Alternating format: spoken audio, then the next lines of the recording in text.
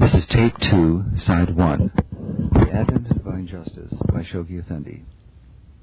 Continuing from page 36. Freedom from racial prejudice in any of its forms should, at such a time as this when an increasingly large section of the human race is falling a victim to its devastating ferocity, be adopted as the watchword of the entire body of the American believers, in which state they reside, in whatever circles they move, whatever their age, traditions, tastes, and habits. It should be consistently demonstrated in every phase of their activity in life, whether in the Baha'i community or outside it, in public or in private, formally as well as informally, individually as well as in their official capacity as organized groups, committees, and assemblies. It should be deliberately cultivated through the various and everyday opportunities, no matter how insignificant, that present themselves, whether in their homes, their business offices, their schools and colleges, their school parties and recreation grounds, their Baha'i meetings, conferences, conventions, summer schools, and assemblies.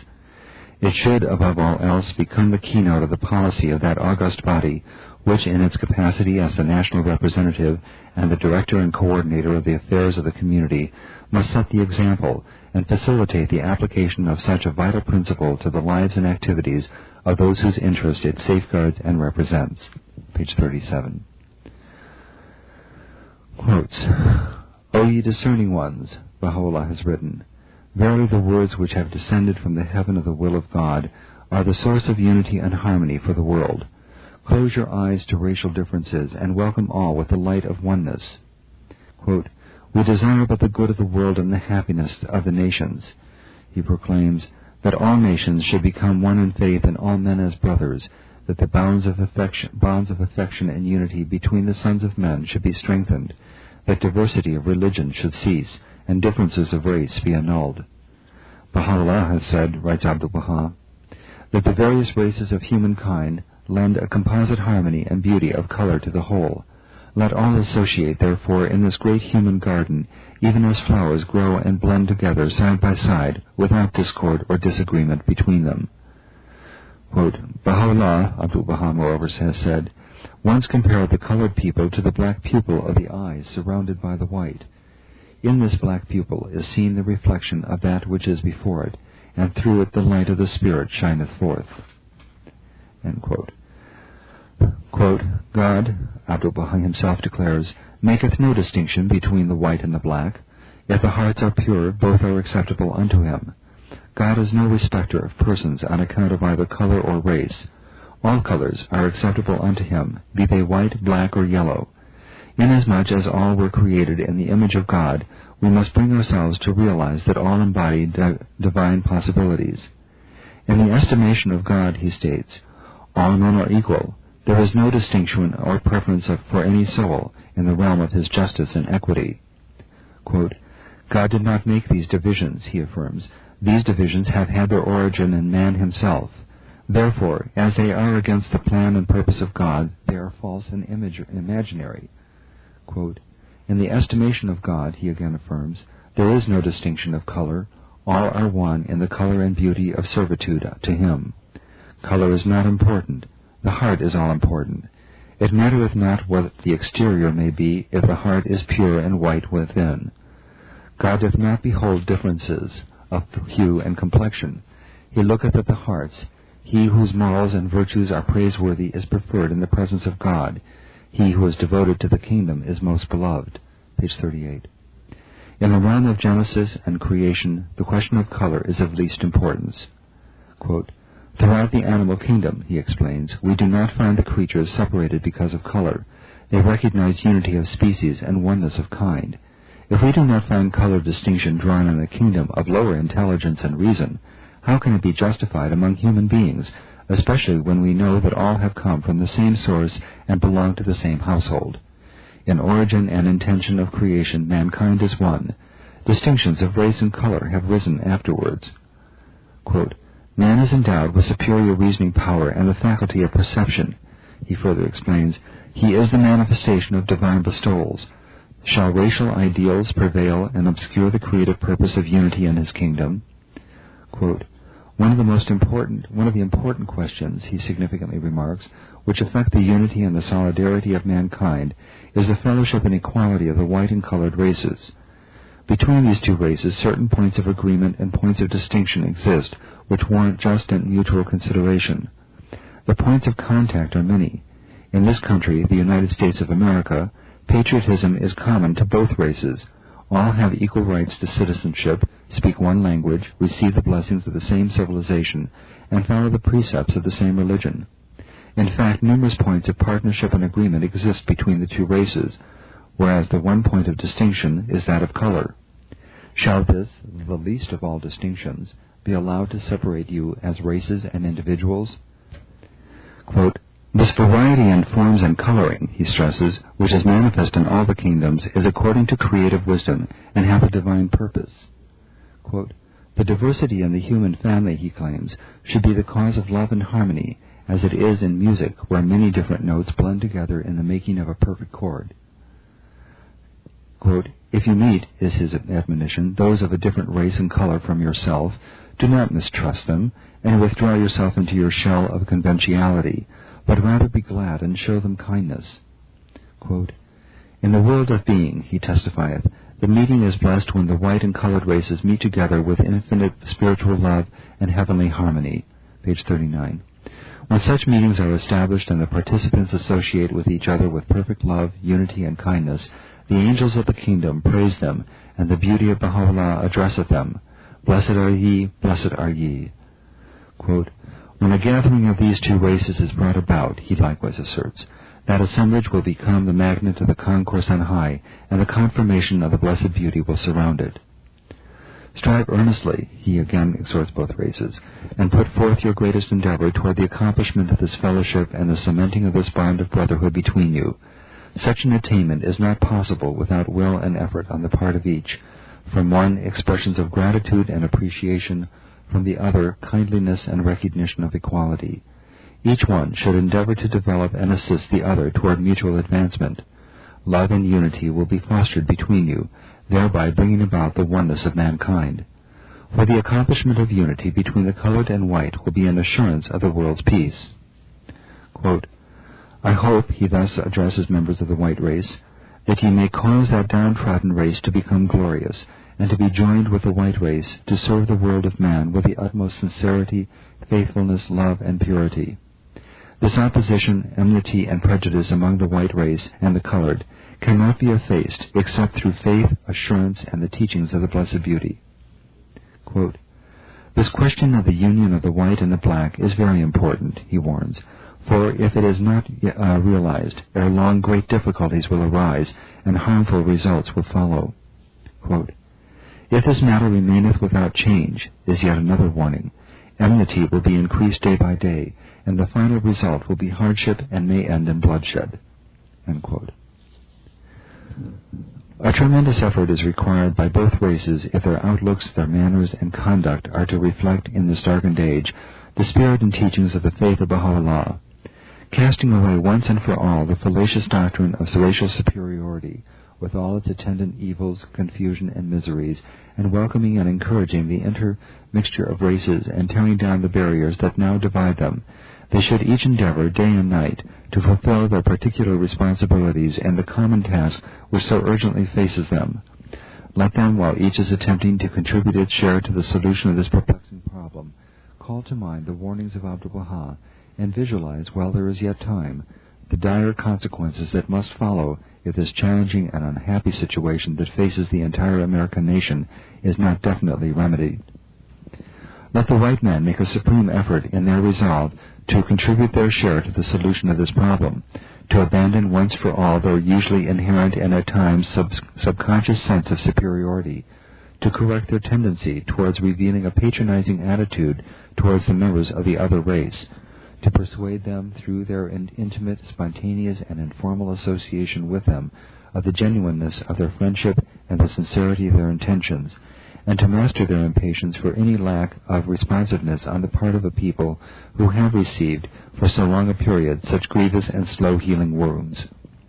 Let the Negroes, through a corresponding effort on their part, show by every means in their power the warmth of their response, their readiness to forget the past, and their ability to wipe out every trace of suspicion that may still linger in their hearts and minds. Let neither think that the solution of so vast a problem is a matter that exclusively concerns the other. Let neither think that such a problem can either easily or immediately be resolved. Let neither think that they can wait confidently for the solution of this problem until the initiative has been taken and the favorable circumstances created by agencies that stand outside the orbit of their faith. Let neither think that anything short of genuine love, extreme patience, true humility, consummate tact, sound initiative, mature wisdom, and deliberate, persistent, and prayerful effort can succeed in blotting out the stain which this patent evil has left on the fair name of their common country. Page 41. Let them rather believe and be firmly convinced that on their mutual understanding, their amity and sustained cooperation must depend more than on any other force or organization operating outside the circle of their faith, the deflection of that dangerous course so greatly feared by Abdu'l-Baha, and the materialization of the hopes he cherished for their joint contribution to the fulfillment of that country's glorious destiny. Dearly beloved friends, a rectitude of conduct which, in all its manifestations, offers a striking contrast to the deceitfulness and corruption that characterize the political life of the nation and of the parties and factions that compose it, a holiness and chastity that are diametrically opposed to the moral laxity and licentiousness which defile the character of a not inconsiderable portion of its citizens, an interracial fellowship completely purged from the curse of racial prejudice which stigmatizes the vast majority of its peoples. These are the weapons which the American believers can and must wield in their double crusade, first to regenerate the inward life of their own community, and next to assail the long-standing evils that have entrenched themselves in the life of their nation.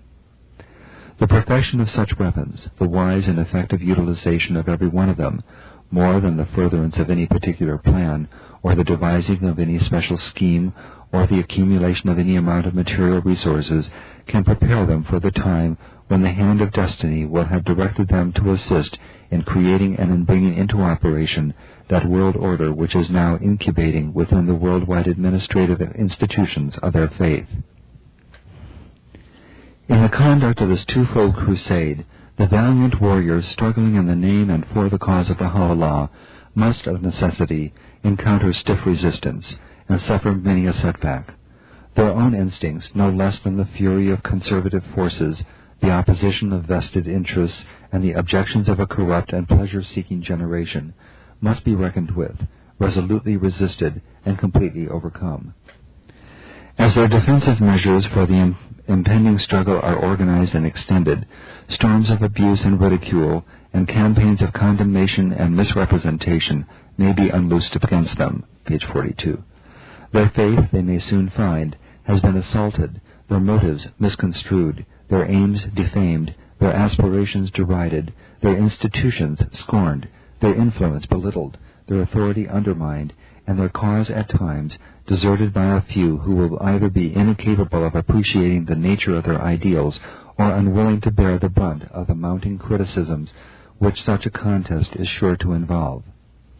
Quote, "Because of Abdu'l-Baha, the beloved Master has prophesied, many a test will be visited upon you, troubles will befall you, and sufferings afflict you."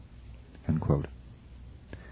Let not, however, the invincible army of Baha'u'llah, who in the West and at one of its potential storm centers is to fight, in his name and for his sake, one of its fiercest and most glorious battles, be afraid of any criticism that might be directed against it. Let it not be deterred by any condemnation with which the tongue of the slanderer may seek to debase its motives.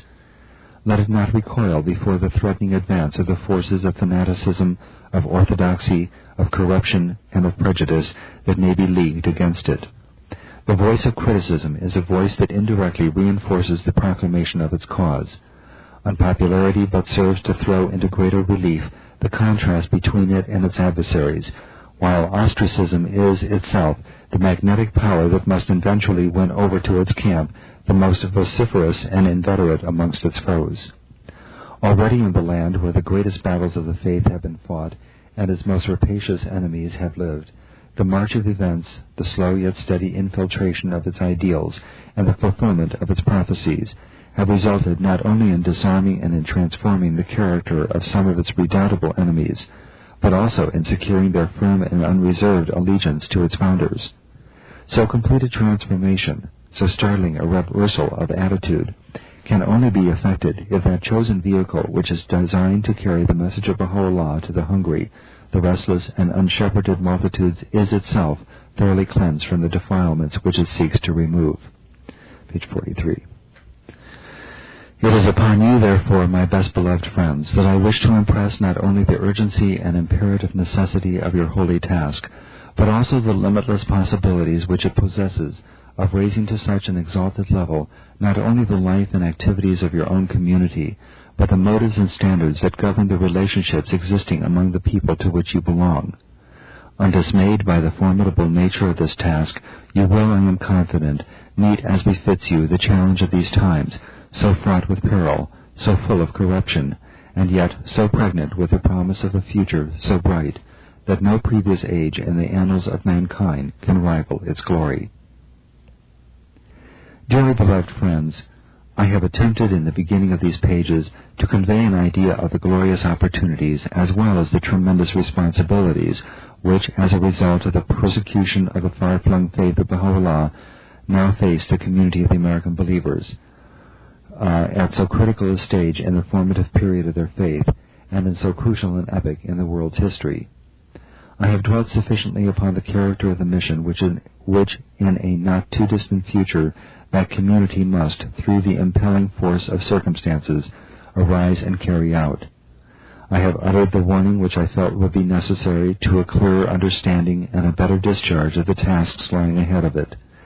I have set forth and stressed as far as it was in my power those exalted and dynamic virtues, those lofty standards which, difficult as they are to attain, constitute nonetheless the essential requirements for the success of those tasks.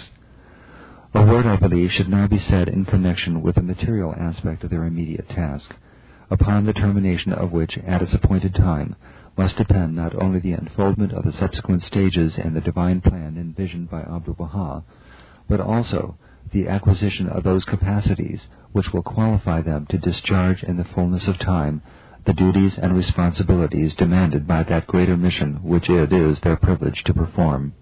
Page 44.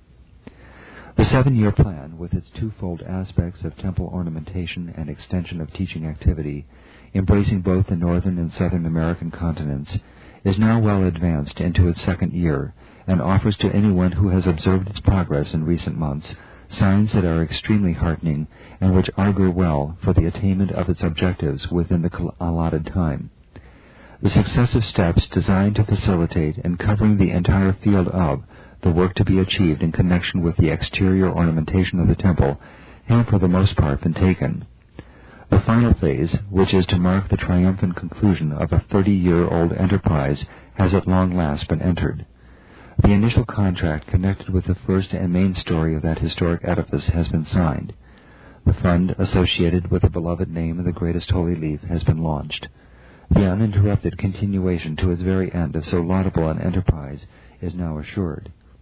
The poignant memories of one whose heart so greatly rejoiced at the rearing of the superstructure of this sacred house will so energize the final exertions required to complete it as to dissipate any doubt that may yet linger in any mind as to the capacity of its builders to worthily consummate their task. The teaching aspect of the plan must now be pondered. Its challenge must be met, its requirements studied, weighed, and fulfilled. Superb and irresistible as is the beauty of the first magical Ashkar of the West, majestic as are its dimensions, unique as is its architecture, and priceless as are the ideals and aspirations which it symbolizes, it should be regarded at the present time as no more than an instrument for a more effective propagation of the cause and a wider diffusion of its teachings.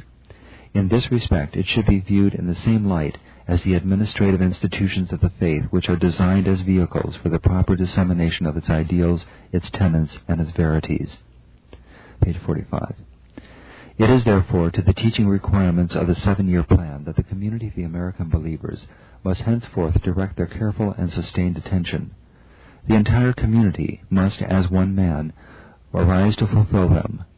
To teach the cause of God, to proclaim its truths, to defend its interests, to demonstrate by words as well as by deeds its indispensability, its potency and universality, should at no time be regarded as the exclusive concern or sole privilege of Baha'i administrative institutions, be they assemblies or committees.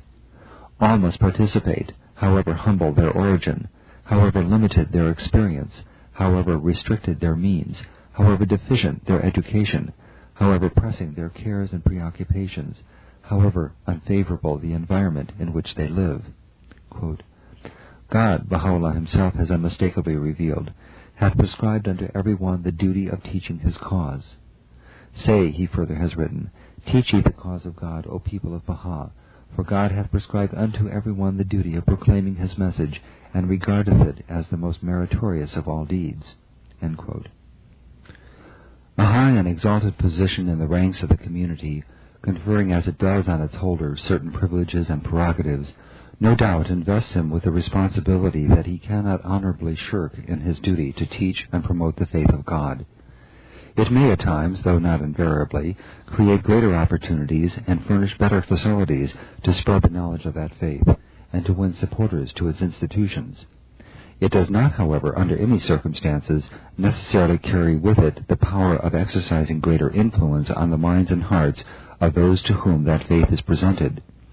How often, and the early history of the faith in the land of its birth offers many a striking testimony, have the lowest adherents of the faith, unschooled and utterly inexperienced, and with no standing whatever, and in some cases devoid of intelligence, been capable of winning victories for their cause, before which the most brilliant achievements of the learned, the wise, and the experienced have paled.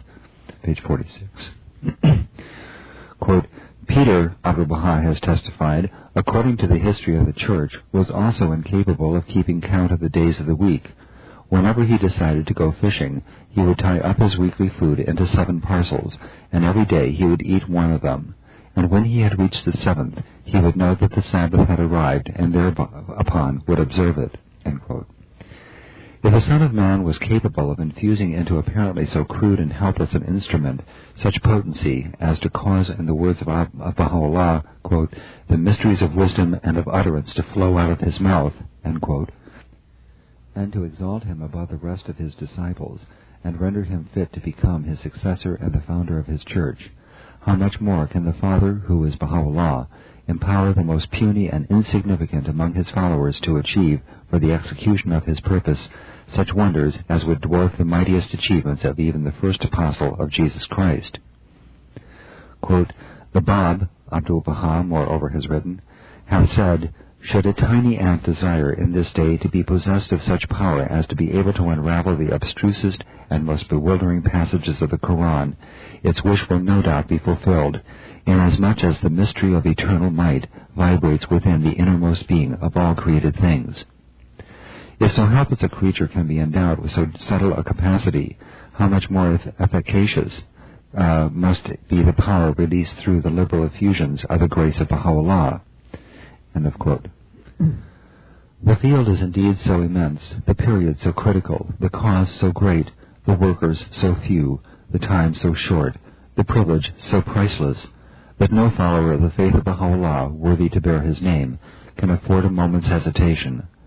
That God-born force, irresistible in its sweeping power, incalculable in its potency, unpredictable in its course, mysterious in its workings, and awe-inspiring in its manifestations, a force which, as the Bab has written, vibrates within the innermost beings of all created things, and which, according to Baha'u'llah, has through its vibrating influence upset the equilibrium of the world and revolutionized its ordered life. Such a force, acting even as a two-edged sword, is under our very eyes, sundering on the one hand the age-old ties which for centuries have held together the fabric of civilized society, and is unloosing on the other the bonds that still fetter the infant and yet unemancipated faith of Baha'u'llah. Page 47. The undreamt of opportunities offered through the operation of this force, the American believers must now rise and fully and courageously exploit them. Quote, "The holy realities of the concourse on high," writes Abdu'l-Baha, "yearn in this day in the most exalted paradise to return unto this world, so that they may be aided to render some service to the threshold of the Abha beauty, and arise to demonstrate their servitude to his sacred threshold." End quote. A world dimmed by the steadily dying out light of religion, heaving with the explosive forces of a blind and triumphant nationalism, scorched with the fires of pitiless persecution, whether racial or religious, diluted by the false theories and doctrines that threaten to supplant the worship of God and the sanctification of his laws, and aggravated by a rampant and brutal materialism, disintegrating through the corrosive influence of moral and spiritual decadence, and enmeshed in the coils of economic anarchy and strife. Such is the spectacle presented to men's eyes as a result of the sweeping changes which this revolutionizing force, as yet in the initial stage of its operation, is now producing in the life of the entire planet. So sad and moving a spectacle, bewildering as it must be to every observer unaware of the purposes, the prophecies, and promises of Baha'u'llah, far from casting dismay into the hearts of his followers or paralyzing their efforts, cannot but deepen their faith and excite their enthusiastic eagerness to arise and display in the vast field traced for them by the pen of Abdu'l-Baha their capacity to play their part in the work of universal redemption proclaimed by Baha'u'llah. Page 48. Every instrument in the administrative machinery which, in the course of several years, they have so laboriously erected, must be fully utilized and subordinated to the end for which it was created. The temple, that proud embodiment of so rare a spirit of self-sacrifice, must likewise be made to play its part and contribute its share to the teaching campaign designed to embrace the entire Western Hemisphere. The opportunities which the turmoil of the present age presents, with all the sorrows which it evokes, the fears which it excites, the disillusionment which it produces, the perplexities which it creates, the indignation which it arouses, the revolt which it provokes, the grievances it engenders, the spirit of restless search which it awakens, must in like manner be exploited for the purpose of spreading far and wide the knowledge of the redemptive power of the faith of Baha'u'llah, and for enlisting fresh recruits in the ever-swelling army of his followers. So precious an opportunity, so rare a conjunction of favorable circumstances, may never again recur.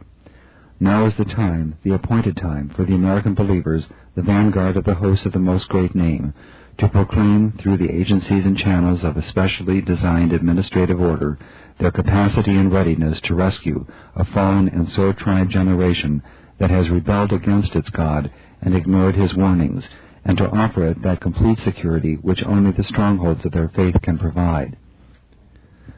The teaching campaign, inaugurated throughout the states of the North American Republic and the Dominion of Canada, acquires therefore an importance and is invested with an urgency that cannot be overestimated. Launched on its course through the creative energies released by the will of Abdu'l-Baha and sweeping across the Western Hemisphere through the propelling force which it is generating, it must, I feel, be carried out in conformity with certain principles designed to ensure its efficient conduct and to hasten the attainment of its objective. Page 49. Those who participate in such a campaign, whether in an organizing capacity or as workers to whose care the execution of the task itself has been committed, must, as an essential preliminary to the discharge of their duties, thoroughly familiarize themselves with the various aspects of the history and teachings of their faith. In their efforts to achieve this purpose, they must study for themselves, conscientiously and painstakingly, the literature of their faith, delve into its teachings, assimilate its laws and principles, ponder its admonitions, tenets, and purposes, commit to memory certain of its exhortations and prayers, master the essentials of its administration, and keep abreast of its current affairs and latest developments. They must strive to obtain, from sources that are authoritative and unbiased, a sound knowledge of the history and tenets of Islam, the source and background of their faith, and approach reverently and with a mind purged from preconceived ideas the study of the Quran, which, apart from the sacred scriptures of the Babi and Baha'i revelations, constitutes the only book which can be regarded as an absolutely authenticated repository of the Word of God. They must devote special attention to the investigation of those institutions and circumstances that are directly connected with the origin and birth of their faith, with the station claimed by its forerunner and with the laws revealed by its author. Having acquired in their essentials these prerequisites of success in the teaching field, they must, whenever they contemplate undertaking any specific mission in the countries of Latin America, endeavor, whenever feasible, to acquire a certain proficiency in the languages spoken by the inhabitants of those countries, and a knowledge of their customs, habits, and outlook. The teachers going to those parts, Abdu'l-Baha, referring in one of the tablets of the Divine Plan to the Central American republics, has written, must also be familiar with the Spanish language. A party speaking their languages, he in another tablet has written, must turn their faces to and travel through the three great island groups of the Pacific. The teachers traveling in different directions, he further states, must know the language of the country in which they will enter.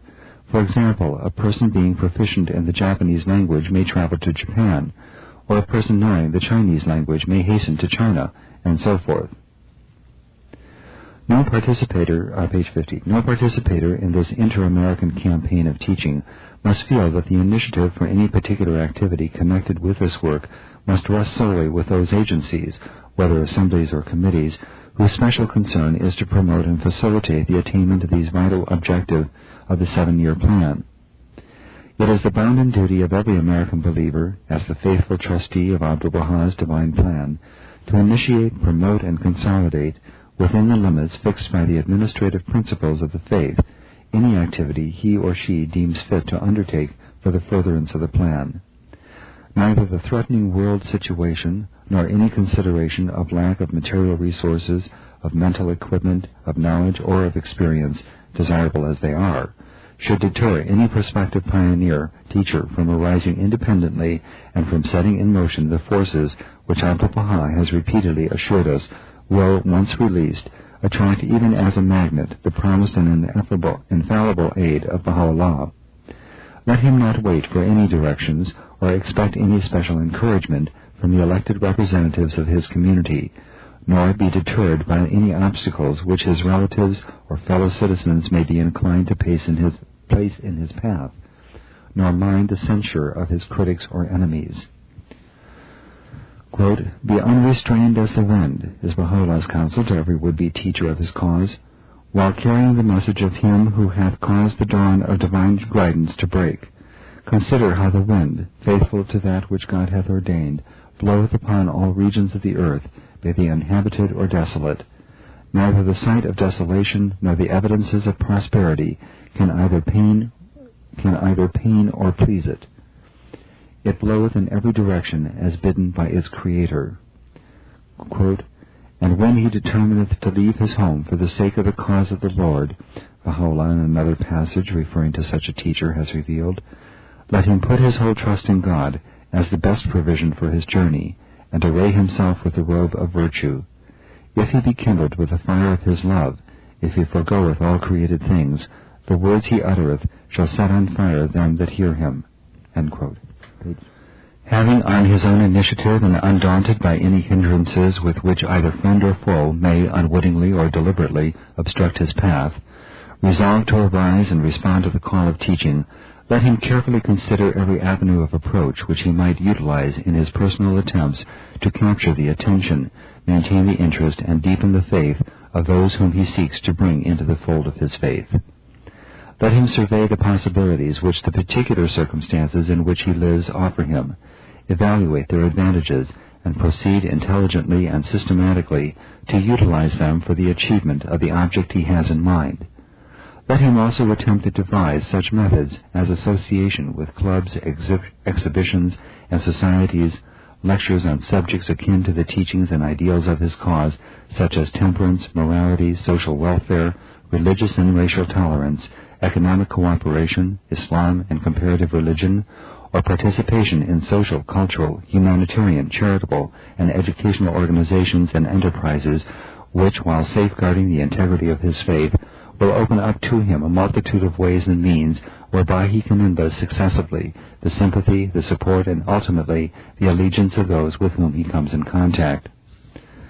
Let him, while such contacts are being made, bear in mind the claims which his faith is constantly making upon him to preserve its dignity and station, to safeguard the integrity of its laws and principles, to demonstrate its comprehensiveness and universality, and to defend fearlessly its manifold and vital interests. Let him consider the degree of his hearer's receptivity and decide for himself the suitability of either the direct or indirect method of teaching, whereby he can impress upon the seeker the vital importance of the divine message, and persuade him to throw in his lot with those who have already embraced it. Page 52. Let him remember the example set by Abdu'l-Baha and his constant admonition to shower such kindness upon the seeker and exemplify to such a degree the spirit of the teachings he hopes to instill into him, that the recipient will be spontaneously impelled to identify himself with the cause embodying such teachings. Let him refrain at the outset from insisting on such laws and observances as might impose too severe a strain on the seeker's newly awakened faith, and endeavor to nurse him patiently, tactfully, and yet determinedly into full maturity, and aid him to proclaim his unqualified acceptance of whatever has been ordained by Baha'u'llah. Let him, as soon as that stage has been attained, introduce him to the body of his fellow believers, and seek through constant fellowship and active participation in the local activities of his community to enable him to contribute his share to the enrichment of its life, the furtherance of its tasks, the consolidation of its interests, and the coordination of its activities with those of its sister communities. Let him not be content until he has infused into his spiritual child so deep a longing as to impel him to arise independently in his turn and devote his energies to the quickening of other souls and the upholding of the laws and principles laid down by his newly adopted faith. Let every participator in the continent-wide campaign initiated by the American believers, and particularly those engaged in pioneer work in virgin territories, bear in mind the necessity of keeping in close and constant touch with those responsible agencies designed to direct, coordinate, and facilitate the teaching activities of the entire community. Whether it be the body of their elected national representatives or its chief auxiliary institution, the National Teaching Committee, or its subsidiary organs, the regional teaching committees, or the local spiritual assemblies and their respective teaching committees, they who labor for the spread of the cause of Baha'u'llah should, through constant interchange of ideas, through letters, circulars, reports, bulletins, and other means of communication with these established instruments designed for the propagation of the faith, ensure the smooth and speedy functioning of the teaching machinery of their administrative order. Page 53. Confusion, delay, duplication of efforts, dissipation of energy will thereby be completely avoided, and the mighty flood of the grace of Baha'u'llah, flowing abundantly and without the least obstruction through these essential channels, will so inundate the hearts and souls of men as to enable them to bring forth the harvest repeatedly predicted by Abdu'l-Baha. Upon every particular participator in this concerted effort, unprecedented in the annals of the American Baha'i community, rests the spiritual obligation to make of the mandate of teaching so vitally binding upon the all-pervading concern of his life. In his daily activities and contacts, in all his journeys, whether for business or otherwise, on his holidays and outings, and on any mission he may be called upon to undertake, every bearer of the message of Baha'u'llah should consider it not only an obligation, but a privilege, to scatter far and wide the seeds of his faith, and to rest content in the abiding knowledge that whatever be the immediate response to that message, and however inadequate the vehicle that conveyed it, the power of its author will, as he sees fit, enable those seeds to germinate, and in circumstances which no one can foresee, enrich the harvest which the labor of his followers will gather. If he be member of any spiritual assembly, let him encourage his assembly to consecrate a certain part of its time at each of its sessions to the earnest and prayerful consideration of such ways and means as may foster the campaign of teaching, or may furnish whatever resources are available for its progress, extension, and consolidation. If he attends his summer school, and everyone without exception is urged to take advantage of attending it, let him consider such an occasion as a welcome and precious opportunity, so to enrich through lectures, study, and discussion his knowledge of the fundamentals of his faith as to be able to transmit with greater confidence and effectiveness the message that has been entrusted to his care. Let him moreover seek, whenever feasible, through inter-community visits, to stimulate the zeal for teaching, and to demonstrate to outsiders the zest and alertness of the promoters of his cause and the organic unity of its institutions. Let anyone who feels the urge among the participators in this crusade, which embraces all races, all the republics, classes, and denominations of the entire Western Hemisphere, arise and, circumstances permitting, direct in particular the attention and win eventually the unqualified adherence of the Negro, the Indian, the Eskimo, and Jewish races to his faith. No more laudable and meritorious service can be rendered the cause of God at the present hour than a successful effort to enhance the diversity of the members of the American Baha'i community by swelling the ranks of the faith through the enrollment of the members of these races. A blending of these highly differentiated elements of the human race, harmoniously interwoven into the fabric of an all-embracing Baha'i fraternity and assimilated through the dynamic processes of a divinely appointed administrative order, and contributing each its share to the enrichment and glory of Baha'i community life, is surely an achievement the contemplation of which must warm and thrill every Baha'i heart. Quote, "Consider the flowers of a garden," Abdu'l-Baha has written, though differing in kind, color, form, and shape, yet inasmuch as they are refreshed by the waters of one spring, revived by the breath of one wind, invigorated by the rays of one sun, this diversity increaseth their charm, and addeth unto their beauty. How unpleasing to the eye if all the flowers and plants, the leaves and blossoms, the fruits, the branches, and the trees of that garden were all of the same shape and color. Diversity of hues, form, and shape enricheth and adorneth the garden, and heighteneth the effect thereof. In like manner, when diverse shades of thought, temperament, and character are brought together under the power and influence of one central agency, the beauty and glory of human perfection will be revealed and made manifest. Naught but the celestial potency of the Word of God, which ruleth and transcendeth the realities of all things, is capable of harmonizing the divergent thoughts, sentiments, ideas, and convictions of the children of men." End quote. This is the end of Side 1, Tape 2, ending on page 55. Please stop the tape, turn it over, and continue on Side 2.